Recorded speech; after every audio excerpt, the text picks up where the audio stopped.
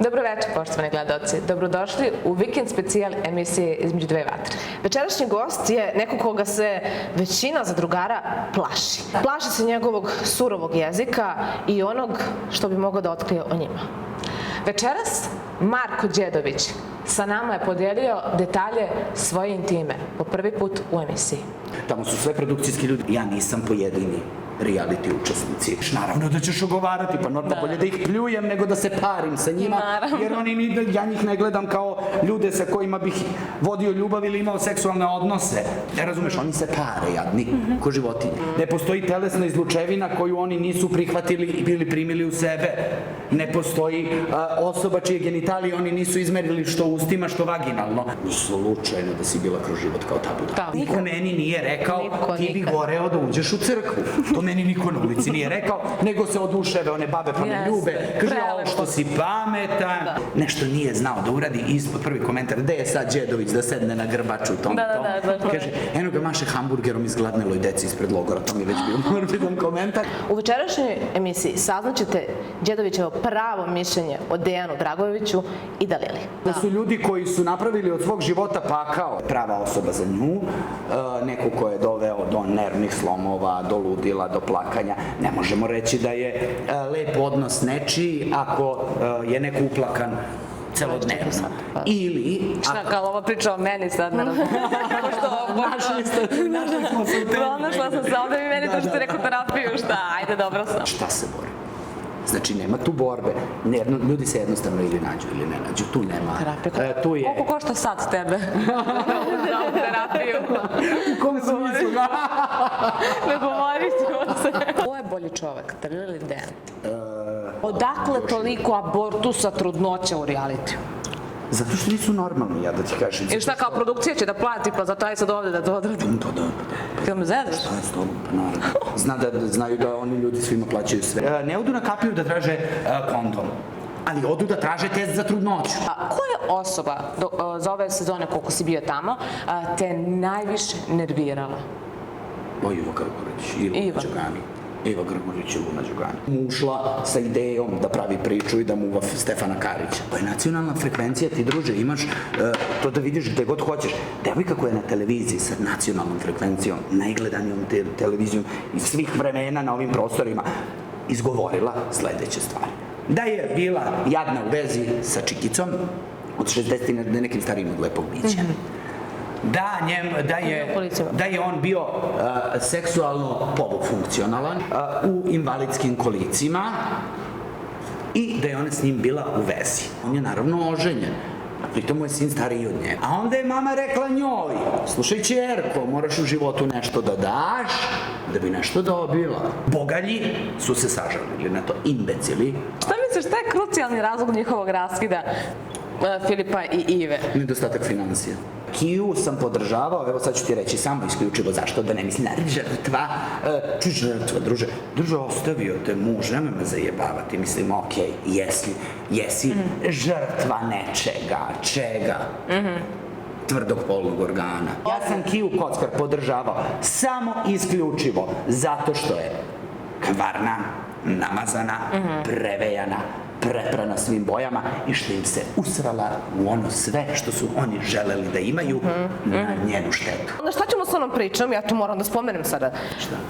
Da si ti bio na nekom mostu skakao zbog neke ljubavi.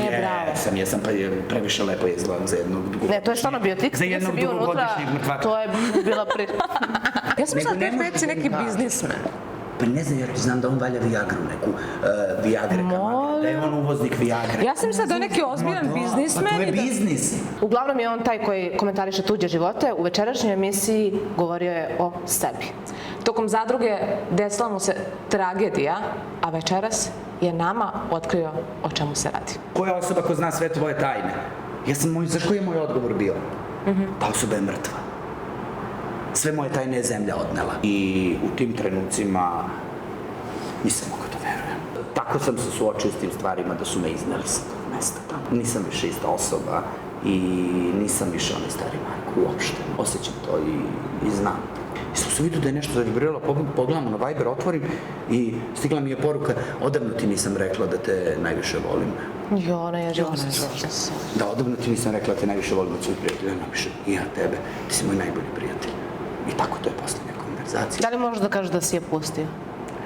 Pa nisam sigurna. Nisam sigurna. Pa i neću dok sam živ. Ostanite uz nas. Đedoviću, dobrodošao u našu emisiju Između dve vatre. Ja ne znam odakle da počnemo. Od početka ćemo nekako sad, pa šta? Toliko se tema. Kako se osjećaš? Umorno, ali evo radno. Radno, jel tako? Zovu te sa svih strana, mi smo jedno došli do tebe, znači da nađeš vremena za nas, hvala ti puno na odvojenom vremenu. Ja ne znam odakle da počnemo. Da, krenut ćemo od zadruge, to. Ovako ćemo, sad zadruga se završila, sad će krenuti nova sezona. Za početak odmah da naši gledalci koji nam šalju konstantno pitanja kako na Instagramu, tako i po svim ostalim društvenim mrežama, da li ulaziš u narednu sezonu zadruge? Za sad ne. Za sad ne. Šta će se desiti? Naučio sam da u životu ne kažem nikada, nikad. Evo sad sam već rekao rečenicu. Ali ne, nikad ne reci nikad, kako naš narod kaže, ne volim te fraze, ali sad ću iskoristiti. Ne osjećam se dobro, jako sam umoran i za sad sigurno ne. A čekaj, ali svi to kažu, ajde realno. Pa svi su nebitni, ja sam bitan. Dobro, jasno, ali koliko je sigurno, ne, hoću da kažem, koliko je sigurno da ne ulaziš? Pa vidi, što se tiče početka zadruge, apsolutno sigurno, jer nema možda tamo u decembru. Nisam još uvek otišao na odmor. Kasnije i za to nisam siguran, vidjet ću u razgovoru sa čelnim ljudima televizije Pink, ali za sada sigurno ne. Sad će mnogi reći, pa da, on može da bira njega, ako produkcija pozove, on je produkcijski čovek. Koliko si se naslušao sam se i ja tih i takvih priča, ali... Kako komentariš to? Kažu za Lepog Miću, za tebe, počeli su za Sandru Rešić, ali uglavnom to su ti, i Đedović sad naravno, glavni komentar, i oni su ljudi produkcije u zadruzi kao reality učesnici. Kako komentariš te napad? Evo sad ću da ti kažem, sve i da je tako i da nije tako, a nije tako, ali kažem sve i da je tako, pa ti ljudi kojima oni zameraju produkciju su se ponajbolje pokazali. Pa izvolite gospodo, budite vi. Razumeš li me? To su ljudi koji su napravili od svog života pakao, razumeš? Ne postoji telesna izlučevina koju oni nisu prihvatili i bili primili u sebe. Ne postoji osoba čije genitalije oni nisu izmerili što ustima, što vaginalno. Razumeš? Tako da, realno. I onda je glavna zamerka meni, ti radiš za tog i tog i za tog i tog. Tamo su sve produkcijski ljudi, odmah da vam kažem. Tamo su sve produkcijski ljudi jer sve te ljude produkcija plaća. Tako da, i vi ste devojke zaposlene u Srbiji danas. Vi ste devojke Srbije danas. Razumete li me? Apsolutno, jeste. Apsolutno normalno, oni te ljudi plaćaju, naravno da si u tom ugovorom obavezanom roku u kom si tu, ti, taj čovjek. Te priče, šta ja imam od toga? Znaš što mene zanima? Šta bih ja radio to da nisam, kako oni kažu? To je moje pitanje sledeće. Zašto je negativna konotacija kad se kaže produkcijski čovjek? Zašto to mora biti negativno? Prvo što to ne postoji, odmah da ti kažem, ti niko neće reći radi to i to. Sad kad smo kod tog produkcijski čovjek i ostalo, da li ti kao Marko Đedović, kao novinar, to je bivši, da li ti ne možeš nikada predstaviti da budeš novinar? Jednom novinar, uvek novinar. Da li ti imaš neke povlastice u realitu, možda na to misle? U smislu da imaš... Sigurno da misle na to, sigurno. Sad ću vam reći. Znaš zašto misle? Zato što, kako i naš narod kaže, što je dozvoljeno Bogu nije volu. Ja nisam pojedini reality učesnici koji bi dali i daju sve zarad tih istih klikova, tih istih naslovnih strana i svega ostalog. Ja nisam došao, izuo kondure ispred Beograda, obuo patike, došao na Pink televiziju i spreman sam da uradim sve, samo da bi me negde narod zadržao tamo. Ja nisam taj tip osobe, ja nisam tip osobe koji se nije hleba najeo u životu. Evo koliko juče sam okačio istoriji takav kada sam video sve te natpise i sve ostalo. Napisao sam, izgleda moj najveći problem u životu što sam se ja hleba najeo. Oni izgleda da nisu, pa su spremni na sve i svašta i neka su kao takvi su mi perfektni kao učesnici. Da li smatraš da, izvini što te prekidam, da je reality učesnicima možda bitniji taj klik nego obraz u nekim trenucima? Nikad većina njih nije imala obraz. Obraz je nešto što se stiče odrastanjem, vaspitanjem i što se ponese iz porodice, a slušajući ono što su jedni od drugima govorili tamo, a pre toga govorili da su bili da su se najviše voleli ili bili u bračnim zajednicama ili u vezama ili u drugarskim i prijateljskim odnosima, očigledno da tu nema ni porodice, nemaju obraz, tako da je to nasledno nedostatak obraza i ta beskrupuloznost je očigledno nasledna. Ali da se vratim na ovo, samo da ti kažem da naravno da ne možemo imati iste uslove kao i iste ugovore svi mi, zato što sam ja u sopstveno obrazovanje uložio i novca i života i vremena i učenja i u edukacije i u odrastanje. Moji roditelji su po 12-13 sati dnevno sa mnom učili. Mi smo probleme rešavali za stolom, komunicirajući. Tako je. Razumeš? Nije mi se mama vukla po vrzinama. Tako je. Nije išla pa jurila tatine švalerke po putu. Znaš, nije se kurvala sa kumovima i hvatali je na gomilama. Jednostavno, zato smo i različiti, zato smo različito i plaćeni, a u većini zato imamo i različite uslove. Meni sat vremena možda duže od njih sna znači da se moje moždane vijuge odmore, jer se njihove ni ne koriste. Aha, znači to je bila jedna od stavka ugovora, duže malo spavaš. Pa uvek ja tražim da duže odmorim, zato što se najviše istrošim. Oni imaju po jednu svoju muku. Da ti si aktivan i sve. Jednu svoju priču, jednu svoju muku, druže, a ti imaš sve njihove. Imaju, ja imam sve njihove muke. Razumeš, umeo sam da sedim u onoj pušioni, druže, do 10 ujutru, da mi priča Filip Car nešto, ili Dalila nešto, ili Dejan, da plače. Znaš, i sve te neke stvari i onda, znaš, onda kad im je teško, onda je super koga boli dupe, kakve ja uslove imam boravka tamo, ali kad sve to jednog trenutka prođe, kad njima bude lakše, onda nemamo šta da ti zamerimo, pa ti znaš imaš to i to. Ako su stvarno jedine zamerke na moj boravak u medijima to, ja sam presrećan čovek. Meni je zamerka ta što ne znam da li su se izlečili od polnoprenosive bolesti. U stvari nisu polnoprenosive bolesti, nego verovatno te neke budalaštine koje dobijaju količinu promenjenih partnera, jer tamo nema bolesnih, testiraju nas na sve i svašta. Da, odmah pri startu se to... Čak su i to olakšali. Ali da li oni to mogu da podnesu i da li je taj način života psihički podnošljiv? Za mene nije, što se njih tiče, neki izbole. Sad moram da te pitam za mišljenje, pošto si ti fakultetski obrazovan, novinar i mnogi kažu zašto u stvari se vezano za reality non stop pominju da je šljam ulazi u reality, prostitutke, moralne slabo ličnosti, a ti kao novinar, kao neko ko ima visoko obrazovanje, koji dolazi iz takve porodice, si reality učesnik. Zašto se kroz reality ljudi pronalaze i postanu reality učesnici? Zašto tako? Evo, sad ću ti kažem zašto. Nije to baš tako. Ima drugačijih ljudi tamo, ima tamo vrlo... Imate Mikija. Miki, na primjer, nije školovan, ali je hiperinteligentan. Ali vidi, to su ljudi koje televizija Pink, na primjer, vrlo često promoviše kroz reality. Neko ko je često pozvan je Lepi Mića.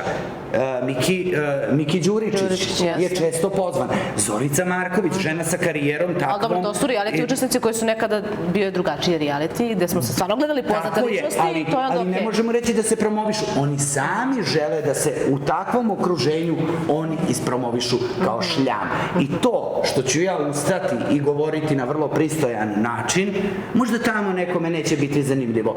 Ali kad uhvate negde u onim predjutarnjim satima da ovi seksualno opšte, njima to može biti i svrsishodno da sami sebi obave nešto što žele, a nekad u to doba su gledali porniće možda posle 12 na televizijama, pa eto sada gledaju uživo, pa je možda to zbog toga tako sve izgleda. Nije, ima tamo poprilično stvari da se nauči, posebno ako neko ume dobro da gleda i dobro da sluša. Kao što sam ja govorio unutra. Kako ti sve to znaš? Ne, gospodo, vi sve to sami kažete, samo ovi glupanderi ne umeju da slušaju. Ja umem da slušam. Ko ume da gleda i da sluša reality, vrlo može da nauči od nekoga kako treba, od nekoga kako ne treba. I to kako ne treba je vrlo edukativno. Jer, na primjer, kažeš gdje budalu, slučajno da si bila kroz život kao ta budala. Tako je. Ali dobro, ali negde se i potenciraju te javne prevare, te neke druge stvari i onda šta dobijamo? Dobijamo favorite. Ne ide to baš tako. Ali favorite čije? Dobro. Čije? Onog naroda, grupe, to jest ciljne grupe naroda koji je protestovao da puste Kasandru iz zatvora, ubila je Rosaura, onog mučenika. Favorite ljudi koji su stavljali ćebad na prozore zbog planetarnih promjena i povraćenja sunca. Sećate se oni kako su se sprdali sa nama kad su kao prodavali one naočare? Dajte, nema. To je ta ciljna grupa ljudi kojima su favoriti ti ljudi. Razumiješ? Ali poenta svega je što će ti ljudi uz plaćen porez dobiti nekih 38 39.000 evra i doživotnu bruku. Razumeš? A ja ću dobiti svoj novac i ne bruku. Da. Koji je uvek, pa po svemu sudeći sigurno veći. Da. A kako se nosiš sada sa komentarima, budući da si već sad nekoliko godina reality učesnik i važno za neko ko nema dlake na jeziku, kako se nosiš sa tim komentarima? A Đedović ima komentar na sve, a Đedović pljuje ovo, Đedović... Kako, kažu neki kao nasljednik Lepog Miće.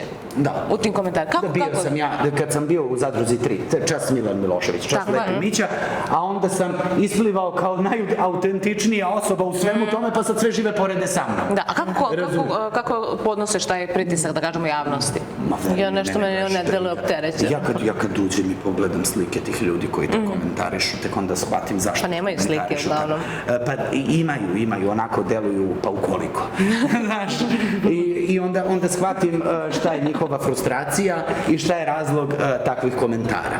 Znaš, ili su to neznani junaci iza neznanih profila i to tek da vidiš, ne do Bog nikom verovatno na onom dial-up. Znaš oni dial-up nekad internet što ti izvadiš iz telefona pa uključiš u kućište, ti dial-up internet pa čukaju iz neke selendre tamo, razumeš? Ili oni čiji su favoriti, neki koji su na sličan način ili na vrlo neki čudan, volšeban način negde došli do televizije, pa ko vele udri, nek me i nek po meni i nek ovo i nek ono, samo nek sam ja na televiziji Pink, pa super, razumeš, i ostale stvari. Tako da, to su komentari tih takvih ljudi, ti takvi ljudi mene ne mogu da dođu do mene, ja ne ulazim te 99 plus poruke, moj Instagram je prijavljeni kod moje sestre na telefon i moja sestra toliko o tome koliko ja šta imam da krijem od bilo koga i svega ostalog, ali to su budalaštine prijavljeni kod moje sestre na telefonu jer ja ta sranja, ja to ne mogu da se ispratim i ona uđe tamo pa se ubije od smeha što mi napišu ovi, što mi napišu oni, što ti kaže ovaj ovo, što ti kaže ona i ono i neki od najzanimljivijih komentara mi uvek pošalje se zdušno. Čekaj, šta je nešto što si pročitao, na primjer? Eto, naleteo si nešto na nešto. Imam 2 omiljena komentara. Najsmešnije? Katastrofa, da. Da čujem. Kada, još od Zadruge 3 mi je to favorit, Saška i ja smo naravno uz prvi jutarnji kafe povarali ljude, što ćeš drugo tamo raditi ako ne želiš da imaš seks pred kamerama ili ne želiš da se brišeš vlažnim maramicama od telesnih izlučevina nekoga ko leži pored tebe ili eventualno da gutaš te izlučevine. Razumeš, ako to ne radiš, naravno da ćeš ogovarati, pa normalno bolje da ih pljujem nego da se parim sa njima, jer ja njih ne gledam kao ljude sa kojima bih vodio ljubav ili imao seksualne odnose. Razumeš, oni se pare, jadni, ko životinje. Razumeš, samo nagonski i to je to. Kao neko ko neće to, odem lepo sa Saškom Karan, pa osolim po svima. Razumeš, i komentar je negde ispod bio kao ovog Đedovića i Sašku Karan da uvedeš u crkvu, počeli bi da gore. To je komentar bio. Ja sam umro od svega. Onda je bilo nešto, neko je pržio nešto i tako ide klip na YouTube-u i kao ispod nešto nije znao da uradi i ispod prvi komentar, gde je sad Đedović da sedne na grbaču tom. Kaže, eno ga maše hamburgerom izgladneloj deci ispred logora, to mi je već bio morbidan komentar, ali to govori o tome kako ti bolesnici u stvari, na koji način oni mene... Takve misli uopšte. To su totalne budalaštine, jer vidi, to su ljudi čija percepcija ne premašuje percepciju onoga čiji su fanovi. Zamisliti kad si fan nečiji, kad je tebi neko idol, a tom tvom idolu koeficijent inteligencije isti kao broj cipela, razumeš, automatski je tebi negde oko 30-ak, 29-30. Razumeš? I takav imbecil će naravno tako iskomentarisati. A to je bukvalno imbecil, da. Naravno, jeste vi nekad u životu otišli da iskomentarišete nešto na YouTube-u? Ali volimo da čitamo. Da, naravno. Sad moramo da im se umačimo, da nas ne bi pljuvali. Volimo da čitamo, zato što nas komentarišu da je ovde problem što se nazve isto oblačimo u emisiji, zapravo znakinje. Pa da, to je problem. I kako je majka rodi, da ne razumem da majka rodi jedno ružno dete, ali 2... Ma nek jedu glavu. Ma ne pa ti imbecilima zabole me ulica. A nama je bitno da nama YouTube... Znaš šta, ja mislim da ti ljudi ne postoje. Evo, ili su onako... Ne znam, ova žena je nosi dete u naručju, ta što je prokomentarisala to. To za dete. Ko znači? Uzela se slika budala. Vidi, ili su paukoliki, onako, znaš, vrlo specifičnih izgleda, lepi na svoj neki način, Pa onda tako komentarišu ili su to neki botovi i roboti, verujem da je tako, jer ja te ljude koji na taj način komentarišu u Beogradu, u Čačku, na Kosovu i Metohiji gde odlaze, nisam sreo. U Novom Sadu. Ja te ljude nisam sreo. Niko meni nije rekao ti bi goreo da uđeš u crkvu. To meni niko na ulici nije rekao, nego se oduševe one babe pa me ljube. Kaže, ovo što si pametan. Na koju temu, gospođo? Što Sanja nije mator ili lizala genitalije u toku veze? Što, da li je Vuk Mobi seksualno opštio bez kondoma sa Kijom Kocka? Da li jeste? Pa kažu da jeste. Uključila se gospođa Košešelj u program, sećate se, u Zadruzi 4. Uključila se. Znaš, da li je ovaj ovom ono, aha, ja tek teoretičar zavera. Tek onda vidim tu količinu imbecila. Stani, prema što pobegnemo od teme, ti pošto Đedoviću znaš sve vezano za produkciju, znaš sve, upućen su sve, da li reality učesnici dobijaju zaštitu u realitiju? Ako traže od produkcije? Misliš na prezervativ? Da. Naravno. Da. Sad dođe kuc na kapiju i ja bi da imam odnos. Zole je dobio kutiju svaki put, pa dobijaju apsolutno sve. Veruj mi, bolje uslove imaju nego kući. Prvo, kaučevi kući su im stariji. Ja znam da se tamo svake godine novi kreveti. Da. Kad uđeš, novi su kreveti. Znači, kući su im stariji. Razumeš li? Drugo, verujem... Mislim, kad unose vitamine, shodno, nemojte šta unose, oni tamo traže, izmišljaju, čuju od nekog od nas ko traži nešto, pa oni... Ne, kad stigne ona velika kutija sa vitaminima, ja mislim da tu stiže i zaštite isto. A ne, nego na kapi i uloške im daju i tampone i prezervative, ako tražiš. Ako želiš da se zaštitiš, ako ne želiš da se zaštitiš, sigurno neće reporterka ići navlačiti ti kondom. Čekaj, ali ima neko da je traži? Pa ima, tražio je Zola, tražio je Zola. A odakle toliko abortusa, trudnoća u realitiju? Zato što nisu normalni, ja da ti kažem. I šta, kao produkcija će da plati, pa zato aj sad ovde da to odradim? Da. Kada me zezaš? Šta je s tobom? Pa naravno. Znaju da oni ljudi svima plaćaju sve i svaku lekarsku zaštitu i sve živo. Tako da oni sve ono što nemaju kući imaju tamo. Veruj mi na kapi kakve oni stvari traže. Vidi, ajde nešto najbanalnije. Oni ne odu na kapiju da traže kondom. Ali odu da traže test za trudnoću. Da. Ne paze u toku odnosa, nego sutradan traže tabletu za dan posle. I sad to, mislim, vi ste žene, vi znate kako to valjda 24 časa moraš da popiješ nakon rizičnog odnosa. 72 sata. Nemam pojma. I sad treba ovi iz produkcije mučenici da trče tamo, da ti kupuju što si ti budala. Oni jedni idu i uzimaju, razumeš? Mislim, meni je to van svake pameti. Ja sam čak negde čula, sad ne znam da je tačno, stvarno izvini, da Bane Čolak u prvoj sezoni navodno nije imao honor, da je popravio celu vilicu, da. Jeste. Da, u Zadruzi 1, tako kažu, sad ja nisam bio učesnik, ali 16 zuba da je Bane valjda popravio, pa to traže oni kod zubara, pa ginekološki pregledi svakih mesec dana, a 6 meseci napolju nikad nisu odradili. Ali postoji sad šansa na neki način ti da saznaš neku informaciju u Zadruzi? Od novih učesnika, da. Kad oni uđu, da. Znači, oni imaju potrebu da se dokazuju. Oni imaju potrebu da se dokazuju. Ne daj Bož, smrti, bolesti bližnjih i tako nešto. Naravno da ti kažu da je najbolje. Da ti puste da ti umre majka, ti da ideš na žurku i da skačeš. Mada nisam sigurna sada sledeću sezonu posle Osmokčića kako će da bude. Da. Čuti. Morat će da donesu na uvid leš, verovatno, pa da... Ne znam, stvarno. Pa mislim, ne vidim drugo rešenje zato što su ljudi postali spremni na sve. Ja ne bih verovao nikome ništa više. Sad kako da veruješ? Još je Marko nama bio u emisiji i sad oni rekao da čak su poslali i onaj telegraf da su i umrlicu odneli sve to. Ko će da se doseti da ode da on registar umrlih? Sebe je mrtvo. Bože mi. Jedino tako je način da ti sad proveriš. Odeš u registar i kao za umrli. Sve je, kako kažu, sve je bilo provereno. Ono što sam ja čuo od Milana kad je ulazio, sve je bilo provereno. Čovjek pokojnik, sunce ti poljubi menoga i džipa ripa, juče izašlo nešto, pokojni Franja se veseli. Mislim, van svake pameti.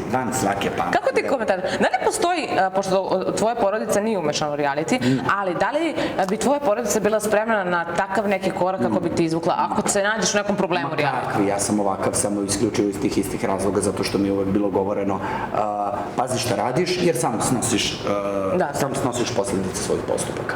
Sam ćeš morati da snosiš i odgovornost i da trpiš posljedice sopstvenih postupaka. Pa ako ćeš, gospodine, da praviš sranje, izvoli pravi sranje.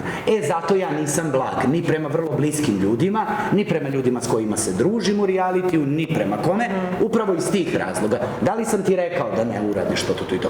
Jesi uradila, gospođice? Ma to ti jebe mater. Tako je. Snosi posledice. I onda kao, evo priznali smo. Priznanje greške ne znači da se nije dogodilo. Naravno. Mislim, kao pa dobro znaš, kao priznali smo.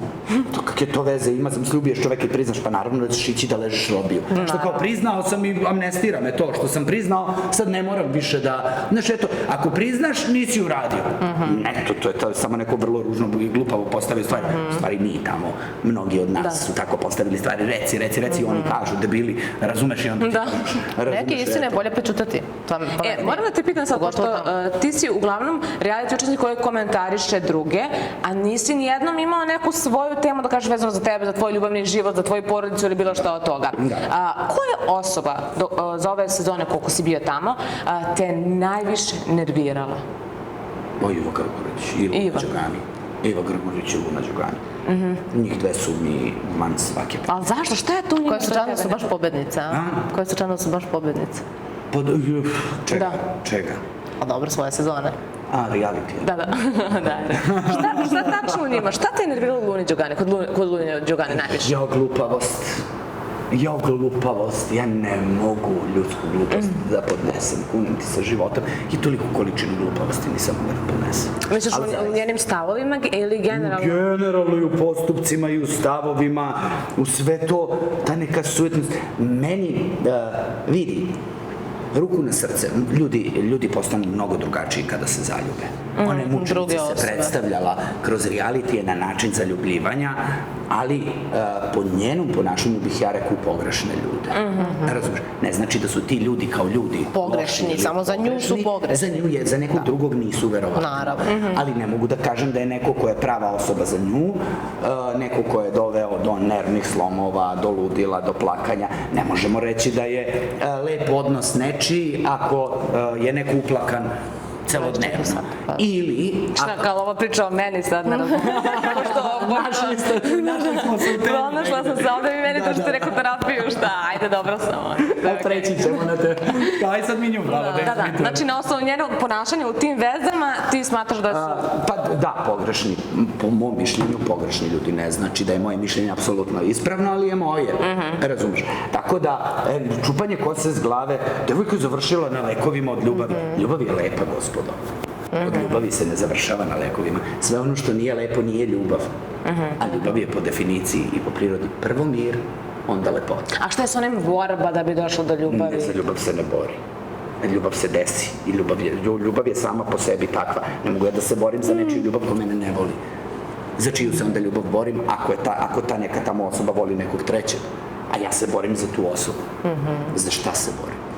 Znači, nema tu borbe. Ljudi se jednostavno ili nađu ili ne nađu. Tu nema. Terapija. Koliko košta sad tebe? Za ovu terapiju. U kom smislu? Ne govorit ćemo se. Da, dobro. Iva Grgurić, zašto? Da se pričaju da je kao jadna, patetična, da je tu To je tek fascinantno. A kao bila je sa starijim likom. To je tek fascinantno. Ja sam svojim uvredama i tim svojim šokom od svega toga i od reakcije za drugara. Ja sam se s celom kućom svađao zbog Ive Grgurić. Reakcija za drugara, prvenstveno lepog Mića u tom trenutku, gde sam u sezoni 3 mislio da je lepi Mića lud. Gde, kao, u stvari nije on možio budalu da ispriča priču. Da. Znaš, ali ja sam mislio da je lud. Razumeš? Ona, druže, ja sam od devojke koja je rekla sledeće stvari na televiziji sa nacionalnom frekvencijom Pink televizija ima nacionalnu frekvenciju. Zašto to znači? Da staviš onu riblju kost, ono što ima rk u nekoj babušnici, donjoj dubočici i onda imaš Pink na TV-u, druže, ne treba ti ni kablovska ni ništa. Pa ne znam da odemo uvek imaš Pink. Znači, veruju, najzabačenijim selima ove države se vidi televizija Pink na onu samo riblju kost, ono povežeš one žice, sećate se one riblje kost. Znači, to je nacionalna frekvencija, ti druže imaš to da vidiš gde god hoćeš. Devojka koja je na televiziji sa nacionalnom frekvencijom, najgledanijom televizijom iz svih vremena na ovim prostorima, izgovorila sledeće stvari. Da je bila jadna u vezi sa čikicom od 60 na nekim starijim od lepog bića. da je on bio seksualno polufunkcionalan, što god to znači. Ne mogu da se izražavam na način na koji je ona rekla da ne morate da bipujete, pokušat ću da se stručno, eventualno latinski izraz. Polufunkcionalan, znači u invalidskim kolicima i da je ona s njim bila u vezi. A kada je to sve rekla mami, pošto je došla iz neke Donje Dubočice, meni su te selendre, ne mislim, kad kažem selendre na teritorijalnu pripadnost, nego duh ljudi koji dolazi iz tog mesta. Znači, iz te neke Donje Dubočice, kada je došla, našla je njega, a on je naravno oženjen. Pritom mu je sin stariji od nje.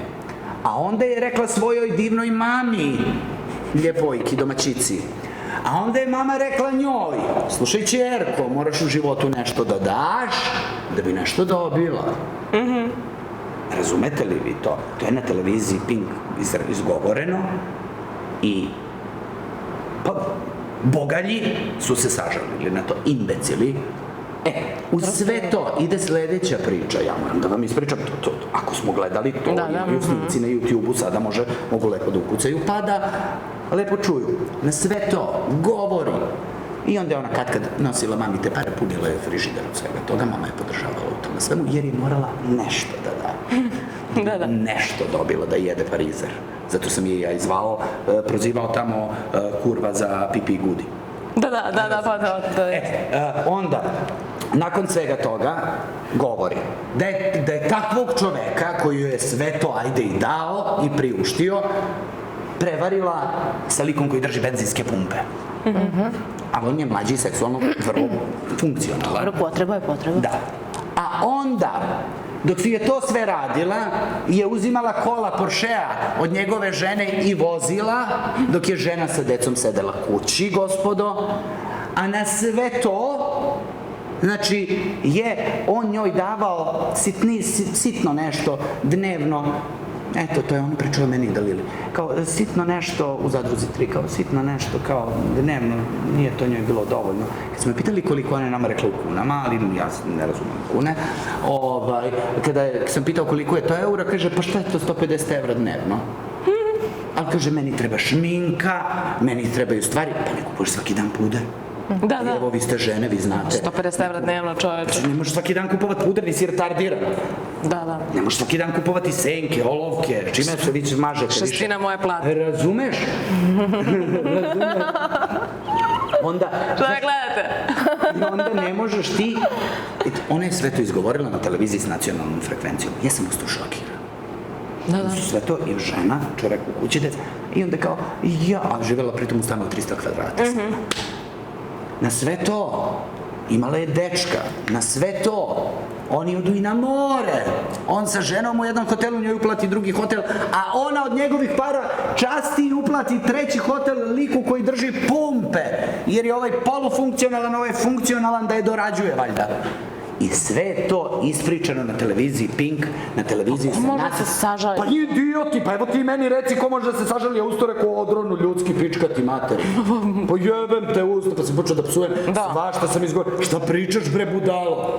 I onda Mića uskoči da je brani, jer je ložio debila, da priča da se bruka. I onda, ja pomislim, ovaj čovek od, ja tad nisam znao fore i fazone. Ja pomislim, ovaj čovek ozbiljno 60 nešto godina ima ženu da zvu i ovaj budal. Pa ja krenem i njega da vređam.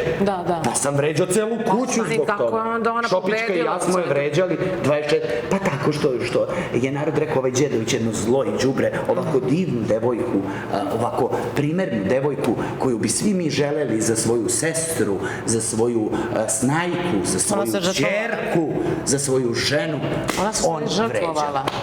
Ona je bre namerno to uradila, budaletina. I kad god joj je zafalilo, ona ispriča tako nešto, ja ospem po njoj. Ospe Šopićka. Pritom ušla sa idejom da pravi priču i da muva Stefana Karića. Pa da, to jeste bila... Dobro, uspela je da ga smuva. Pa dobro, uspela je da ga smuva, uspela da smuva... A kažu mnogo... Žensko zgodno uspe da smuva nekog, da bude s njom 15 dana i da izroka tamo u realitiju, razumeš? Dobro, ona je nastala da bude, na primjer, sa Filipom je nastala da bude i van realitija. A nama je Filip bio gost i baš je pričao o tome i kao pukla je veza. Mnogi su pričali da je pukla veza zato što ona mora da putuje preko i ostalo. Šta misliš? Dobro, imala veze žena. ima obaveze to. Šta misliš? Prodaje one Oriflame, kako su ono... Da. Šta misliš, šta je krucijalni razlog njihovog raskida Filipa i Ive? Nedostatak financija. Misliš da što on nije mogo da isprati u tome?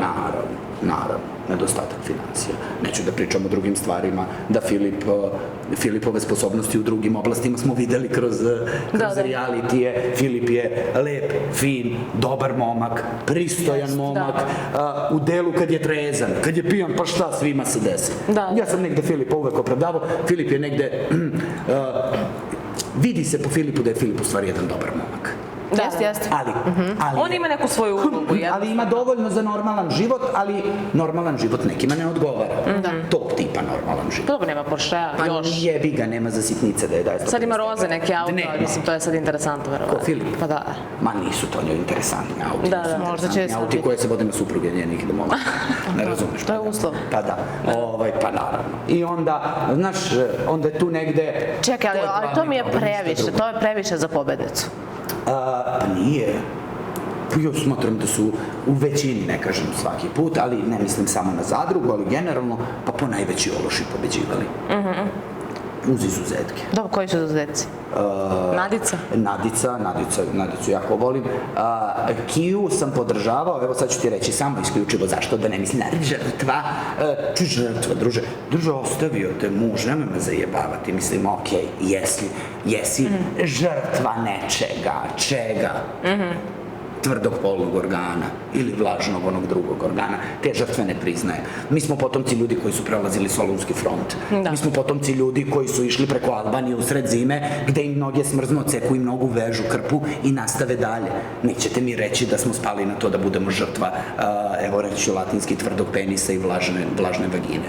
Nećete mi reći da ćete narodu koji se borio godinama, koji je antifašistički narod koji se borio protiv fašizma, narod koji se kroz istoriju borio protiv okupacija, narod koji nije podržavao, znaš, ulazio je u ratove, narod za slobodu. Kao što je naš narod, nećete mi reći... Sad ide blok svuda. Hvala ti, Đedović, što nam si mi trebao, ja Srpkinja ne dozvoljavam. Blok na svim gotovo, nećeš mi me ja, bre. I ja nešto da... Opilić, bre. Nema, Ne, pa kao narod koji se bori, ti ćeš meni da kažeš da si ti žrtva tvrdog penisa ili... A dobro, i taj narod tada kad ga ostavi žena pa i plače. Pa i tad se to dešavalo, i seku njemu nogu, ali plače, boli srce kad te ostavi žena. Pa boli srce kad te ostavi žena, ali ne moram se ja zbog toga sažaljevati na tobom kad si živa, zdrava, prava, ovakva i onaka. Hvala Bogu. Ja sam Kiju Kockar podržavao samo isključivo zato što je kvarna, namazana, prevejana, preprana svim bojama i što im se usrala u ono sve što su oni želeli da imaju na njenu štetu. Zato sam je podržavao. Ne zato što je jadna, neće je sloba više koga boli dupe za slobu. Da. A i koga boli dupe i za nju i za ovu drugu. Razumeš li me? U tom nekom smislu. Razumeš, svako svojim putem. Sad kao, znaš, ostavio me neko, meni to van svake pameti. U redu, da, postoji momenti u kojima ti je teško, ovako i onako. Ali, za čim, kao, oni tamo ustanu, pa to sam i Dejana pitao, za čim bre kukaš? Pa ti idi bre, pevaj, budalo jedna. Tebi rekao, ovakvi su, onakvi su, znaš, oni nacrne jedni drugi, a onda plaču jedni za drugim. Pa ako je to tako, zašto plačete, gospodo? On me tako pogađa. Stani, Đedović, ajde. Ja kad ću vodite. Kaže, kad ga nacrniš, zašto plačeš? Čekaj, ali ako već pričamo o tim stvarima, eto ti si po tom pitanju baš si onako i žustari sve to i stvarno i jesi u pravu, ja podržavam, ja sam takva da ja podržavam takve stvari. Ali onda šta ćemo s onom pričom, ja tu moram da spomenem sada. Šta? Da si ti bio na nekom mostu skakao zbog neke ljubavi. Jesam, pa je previše lepo izgledam za jednog dugogodišnjeg. Ne, to je stvarno bio tik. Za jednog dugogodišnjeg mrtvaka. To je bila priča. Pa da je previše, pa zar ne? To ste mi rekla i same da lepo izgledam. Da. Pa previše ja lepo izgledam za jednog dugogodišnjeg. Ali odakle ta priča? Gde je to? Ko je rekao to? U Zadruzi se pričalo o tome. U Zadruzi se pričalo to s komentari sa YouTube-a. Pročitale Marija i Miljana i rekla. Marija i Miljana pročitale. Da li si ti imao neku ljubav? Ko što je Mića rekao Irmi, jebote Žika Štikla, taj čovek ne postoji. ili Pera iz Dobranje. Samo može bilo ko da kaže bilo šta je Naravno da možeš da izmisliš za sve što izgovoriš, mora da postoje argumenti ili stvari koje će takve stvari potvrditi, razumeš li me? Znaš, ili neko imenom i prezimenom da izgovori. Da. Ne postoji osoba, ja kad sam izašao napolje nisam video vez da se ne znam kako smo ostali. Da, nije bilo, ne, to je bila priča... To su bili komentari, to je meni Marija i Miljana, pa šta smo mislili? Pa znaš što, neproverena informacija, ne može da dođe do istine. Nema šanse. Van svake pameti, a i zamislite, kad ovako izgledam, kad sam skočio s mosta, zamislite da nisam skakao kako... Ne, nisi uspeo da skočiš. Mislim, jako vitalan što se skoči i opet... Da, vidiš, ja sam neuništiv čak i u tom. Da, ne možete na Đedovića. Da, moramo da se vratimo, to je stvarno rat između Kulički i tebe. I mi sad imamo scenu... A sad ste bukvalno porodica. Da, i mi sad imamo scenu da Marija noći kod tebe, ili tako neko... Da, nismo porodica, samo smo u ovakvim situacijama zaista prijatelji. Pa tu se vide pravi prijatelji u stvari. Tako je, baš ste bili na krvi nož, bukvalno na krvi nož. Jesmo. Evo sad ću da ti kažem. Sve to što je bilo, možemo da tumačimo ovako ili onako. Ja sam se sa Miljanom i Marijom svađao za 3. Imali rasprave kakve smo mi imali. Niko nije, pa to ti kažem, to je bukvalno bilo na krvi. Ja sam se ušivao, mene je Miljana ja sam se ušivao. Nakon toga ja sam napravio onaj haos. Tožiš si od toga, ali tako? Ne, ožiljak ne vidi se. Vidi, ja sam... Ti si posle toga napravio onu foru da se zbližiš. Tako je, 2 meseca. I ja neke stvari kada vratim, negde meni duša mirna. Razumeš li me? Sada, to smo mi negde tako reality vratili jedni drugima. Mi smo si sad, posle toga se desila situacija i čak i nakon toga, posle nekog vremena, smo mi bili u korektnim odnosima. I nikada se nismo posle toga nešto preterano svađali, ja jesam 1, 2, 3 puta izvređao Miljanu, Miljana mene nije. Bilo je peckanja, da. Da, ali nikada mene Miljana posle toga nije vređala.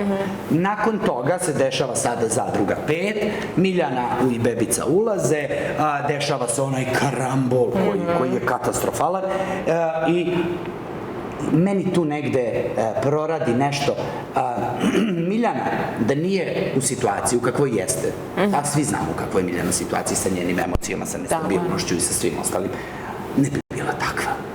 Miljana je jedno dete.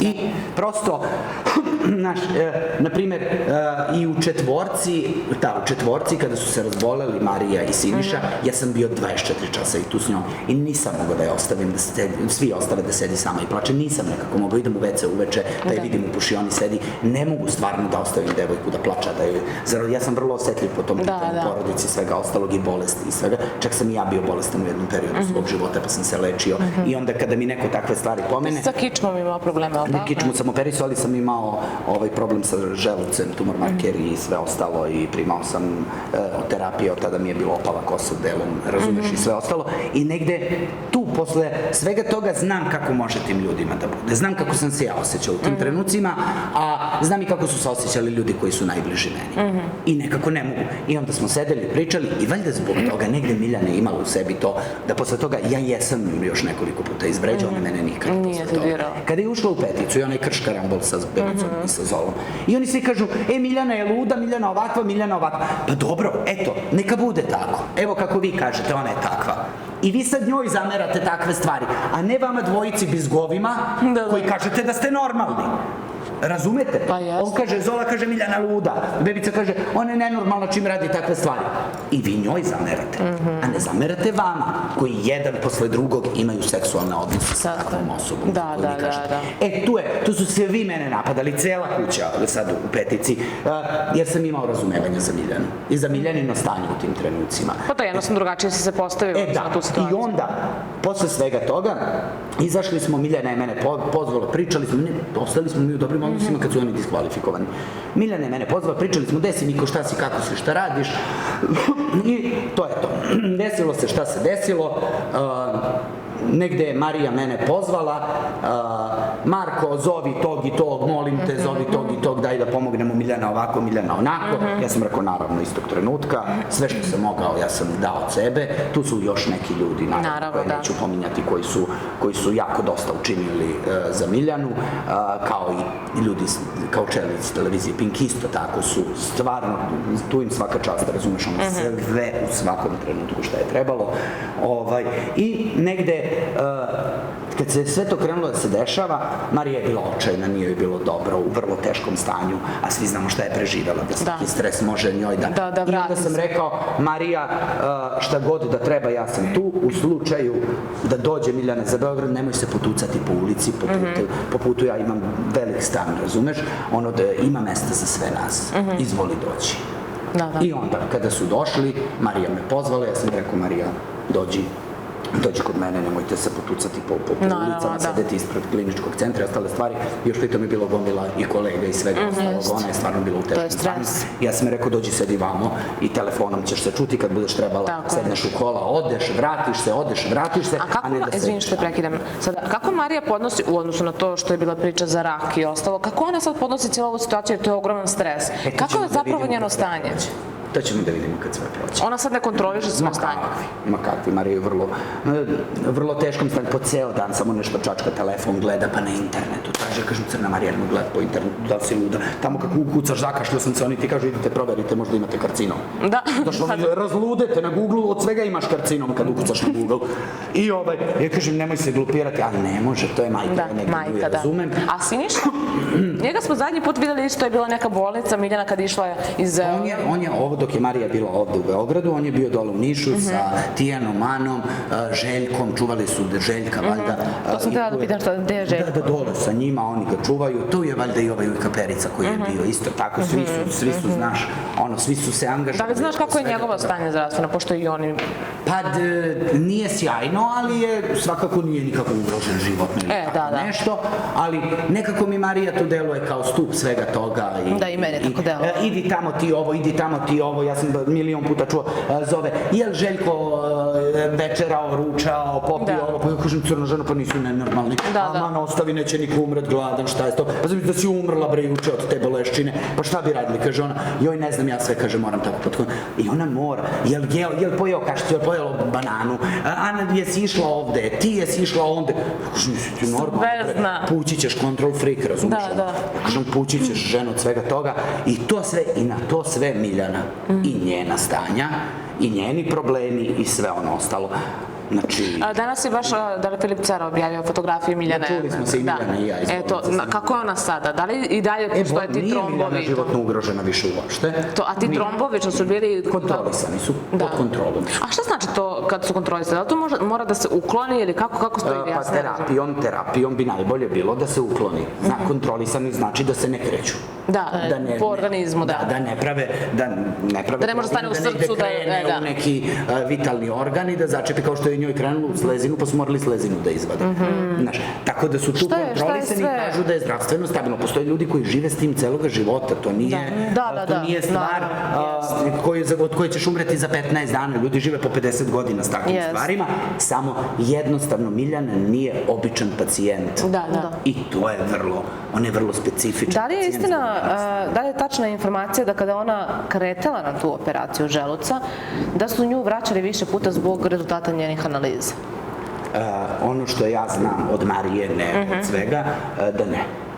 Čak su joj doktori govorili da je u sustanju. Da, ona prvi put imala neki grip, ja mislim, nešto tako, je bila neka prehlada, je bila prvi put da se vrati. Ali ništa to nije bilo od bilo kog značaja, ne znam, bila je totalno zdrava. Kada ne bije niko nije lud da je uvede u salu, a da ima neki problem, to su pisanje medija. Pošto su budalaštine, one pisanje medija, tada bilo u tim trenucima, Marija sadila kod mene da Miljana gubi krv, da se nikad nije desilo. Da, to je bilo baš jedno jutro je bilo, mi smo se baš i čuli.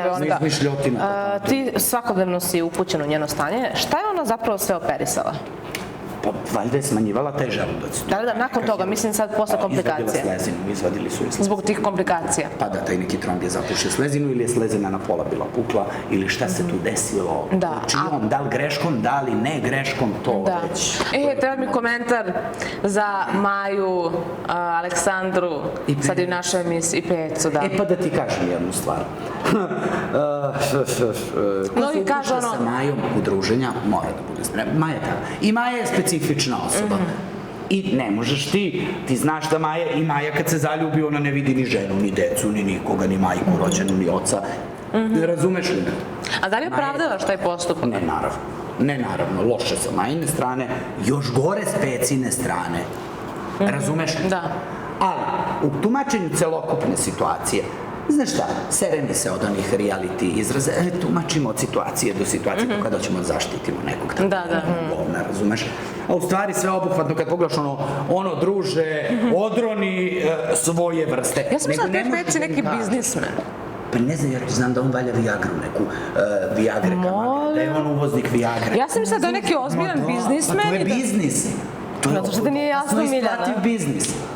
Uvoz te Viagre i svega ostalog, vidiš da nam je narod postao seksualno disfunkcionalan. Pa izvini, ali čemu Viagra pored Alex i pored Maje, mislim, one su bombe. Ne uvozi on to za sebe, on to uvozi za ove kilave, razumeš li? Sigurno mora da proba. Pa dobro, zlu ne trebalo. Ja sam nekako neka kao Peca, ja sam mislila za njega da je neki ozbiljan čovek, vidjela, ne ovamo starlete, vamo tamo. Pa vidi, ovo je kriza srednjih godina, svašta uradi, veruj mi, zato što misle da im onoj stvari vreme prolazi. I onda ko vele daj da ugrabim ja dok još radi čovek. Razumeš, eventualno ako ne radi čovek ima Viagru na veliko, valjda uvozi pa ko ukrkne široka i dalje. Ne razumeš? Vidi, ružno s njegove strane ima dete, ali ponavljam sad, sve obuhvatnu situaciju, ja ne mogu da prebacim činjenicu da se u stvari radi o Aleksandri Subotić. Da. I kažem, Aleksandra Subotić je osoba za koju se pričalo.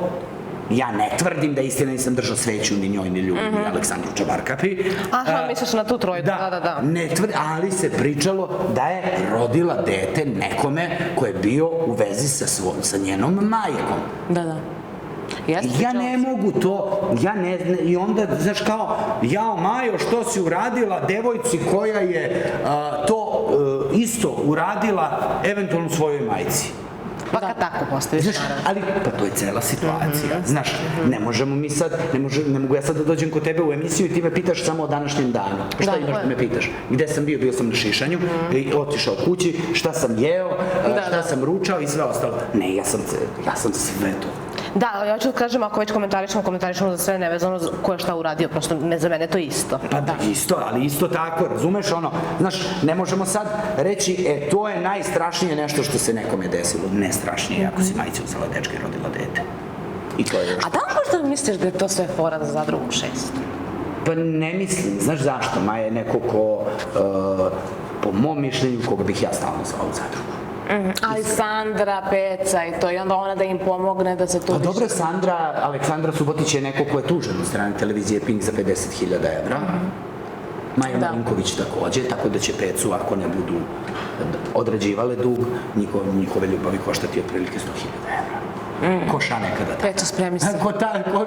Ko ša nekada tara. Da li smatraš da su devojke koje ulaze daj šta daš? Nisu sve. Evo, Anđela Đuričić, na primjer, nije. Daj šta daš. Za nju kažu mnogo da je namazana, da se folirala se. I neke. Evo i da jeste namazana, neke namazana. To kad ti kažu, kao ti, meni kad kažu, ti se kao praviš pametan. Ti ne možeš ni da se praviš pametan, jer se vidi po faci da ste glupi kurac. Pa dobro, to jeste. Moram te pitam jedno pitanje sada, na osnovu 10 meseci ti si bio tamo, Dalila, Dejan. Ko je bolji čovek, Dalila ili Dejan? Dalila kao prijatelj, Dejan kao partner. Znaš zašto? Dalila kao partner, pa kao. Mislim, od njih dvoje bi bila jedna dobra osoba. Da, kada ih uklopiš. Da. Dejan kao partner je posvećen. Ti si baš bio ljut na Dejana. Mnogo te je razočarao. Da, jeste. U tom nekom periodu kada je sve ono bilo sa Sandrom Rešić, ne zbog Sandre Rešić kao Sandre Rešić. Dobro, u redu, on je usto rekao kao odreće se mene Sandre Rešić, strana je stala. On je posle toga dotrčao istog trenutka kod mene kod kreveta da on meni nešto kaže, ja sam rekao je mrš. Razumeš? Vidi, ne na Dejana u tom nekom smislu što je to uradio na takav način, nego zato što je dugomesečni rad moj i njegov i komunikacija i razgovor gde kažem Dejane Dragojeviću ovako, s jedne strane moraš da poređaš stvari koje su nepromenljiva kategorija u tvom životu. To je porodica, prijatelji su nepromenljiva kategorija i onda ideš dole, drugari, pa ovo pa. S druge strane, imaš promenljivu kategoriju, a to su ti devojke, momci, šta god da voliš i želiš. Da. Razumeš li me? Kerovi, mačke, krave, vodku, zoofiliju, svašta ima na ovom svetu. Razumeš li me? To što je promenljiva kategorija, jer zaljubljenost nije trajna emocija, ljubav je trajna emocija, zaljubljenost ovde dođe i prođe. I psihološki zaljubljenost najduže traje 2 godine. Razumeš? Ako ne pređe u ljubav, prelazi ili u obsesiju, ili u ljubav, ili raskid. Ili navika. Znači, to su budalaštine. Ako se posle 2 godine ti ne osjetiš unutar sebe mir, kad je ta osoba u pitanju, nikad je nećeš osjetiti i tu se stavlja tačka. Dobro, kod Dejana je bilo sve to poremećeno. Zato je većina mojih veza ni trajalo po 2 godine prethodnih. Pa da. Ali kod Dejana je sve to bilo poremećeno. Da. I onda on i ja smo razgovarali, pričali, on je tu govorio o meni sve najbolje, kako totalno drugačije vidi život zbog priče i komunikacije sa mnom i svega ostalog. I onda je došlo na test to sve i onda je on negde ustao i izgovorio ono što je izgovorio vezano za Sandru Rešić.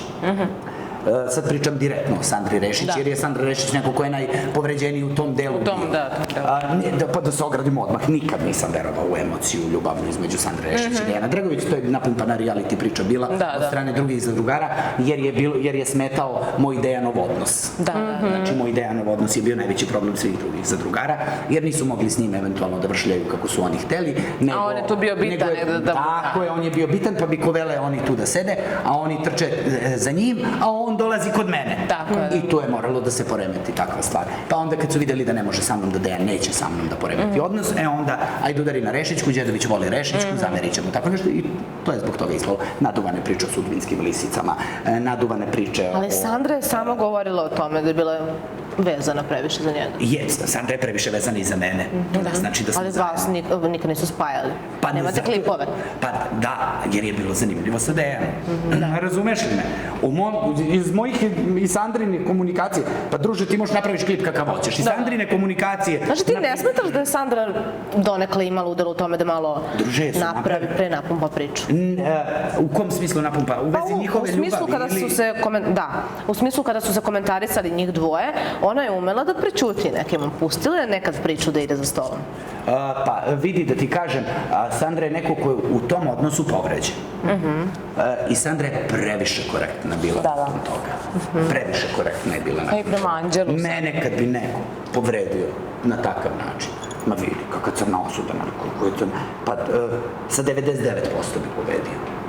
Da sam ja neko ko bi bio na takav način povređen. Pritom ja nisam osoba koju možeš povrediti na takav način. Sandra je neko ko se vezuje. Znači, dobro, to ima negde u Sandrinoj prošlosti i ta neka njena priča koja ja svakako i neću do kraja pričati, ja je znam u potpunosti. Ima negde koren svega toga i Sandra je tako vezana. Naprimjer, Sandra meni, kad ju se ne javim 24 časa, ona počne da plače. Što mi nisi, kaže, ceo dan posle poruku. Naprimjer, onda se rasplačkiš, zaboravio si, ili tako nešto, razumeš?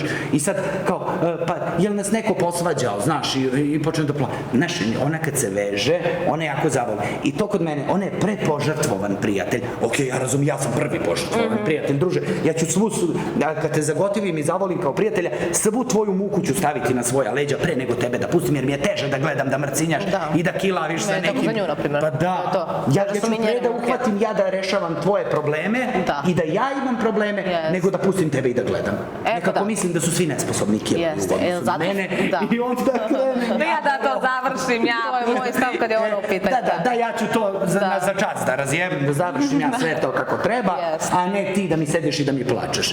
I meni se milion puta plače, pa ne plačem. Tako je. Naprimjer, meni je u realitiju, znaš, mogu sam se ja završiti bre u realitiju, meni neko, znaš, nećemo pričati o tome, ali samo da kažem, meni je neko ko mi je 15 godina najbolji prijatelj bio 24 časa smo najbolja prijateljica 24 časa zajedno. Jedina osoba, meni kad su pitali, sad kad sam izašao Đedoviću, koja osoba ko zna sve tvoje tajne? Znaš koji je moj odgovor bio? Ta osoba je mrtva. Sve moje tajne je zemlja odnela. Osobu koja zna sve moje tajne. Ne postoji na ovom svetu više nijedna osoba koja zna sve moje tajne, izuzev mene. Ne postoji. I onda, šta sam trebao? Da se zavrzem, da padam u nesvesti tamo, da kukam. Znači, pričamo o životu i smrti. Ne o vlažnim i tvrdim genitalijama. Nečemu gde apsolutno znaš da nikad više nećeš videti tog nekog svojim očima. Gde apsolutno znaš da je to poslednja osoba s kojom si se čuo pred ulazak tamo i da je uvek bila prva osoba s kojom se čujem uz put dolazeći iz Šimanovaca ka kući. I da to više ne postoji. Da, kako si podnao taj trenutak dok si bio u realitiju, tebi je javljeno o smrti te osobe, kako si to podnao da ne pokažeš drugima? Videlo se. Evo vidiš, meni fali 15 kilograma. Ali to se videlo. Da. I po mom boravku, svaki dan mi je kao pakao bio. Svaki dan mi je kao pakao. Eto, i onda će posle neko reći, Đedović je produkcijski čovjek, pa da je tako, ti bi izašao napolje, tako? Ne bi ostao. Pusti budale, mislim, to su budale. Vidi, ja sam saznao to, takve stvari ti se javljaju.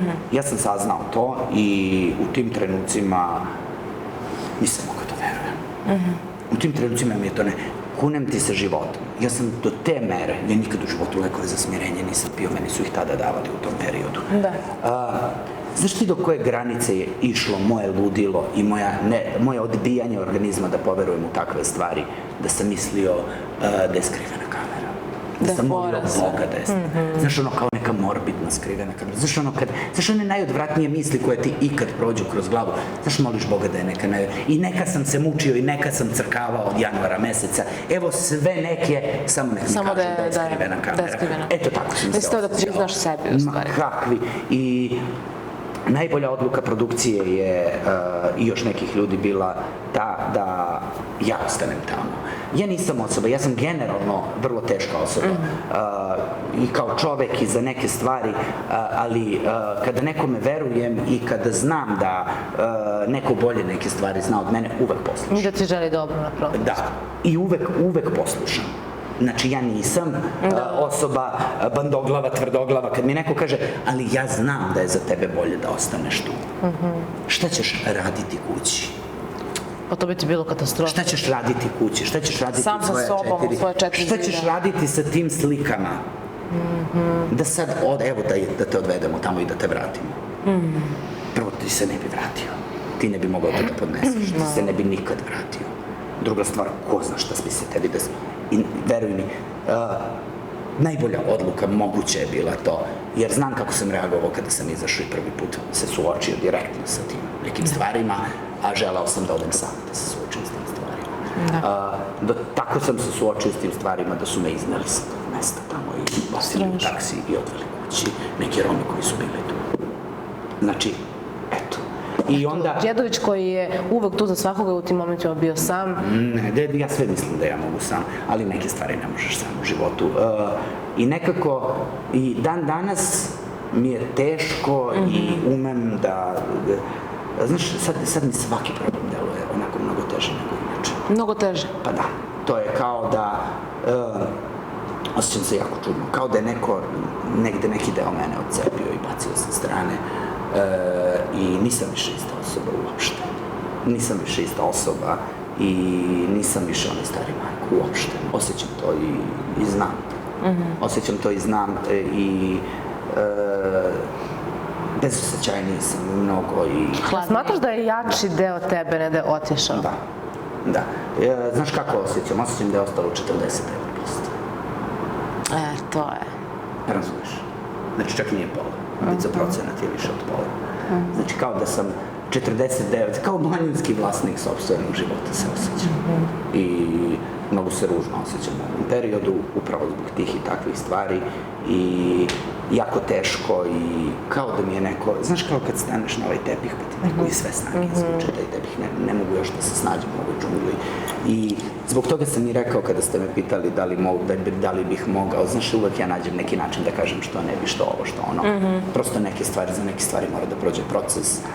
To ne možeš preboleti, te stvari ne možeš preboleti, sa tim stvarima naučiš da živiš. A ja tek počinjem da učim.